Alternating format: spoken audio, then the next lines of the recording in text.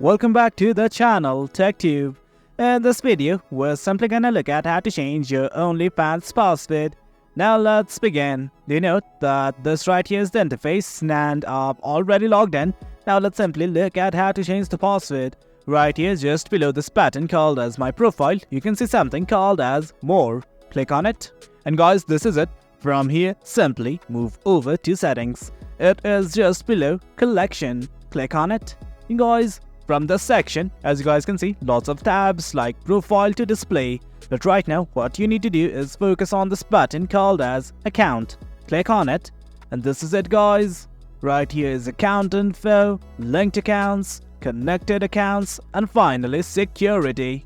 In the security section, you can enable the two-step authentication, passwordless sign-in and others. But right now, all you guys want to do is click on this button called as password. Click on it. And this is it, guys. From here, simply enter your new password along with the confirmation. Once you've done that, simply click on save. And that is it, guys. Once you do that, your password for your OnlyFans account will have been changed. That is it, guys. That's how we change your OnlyFans account password. If you guys found this video informative, do remember to hit like, share and subscribe. We will be uploading more videos like this pretty soon. Until next time, thank you.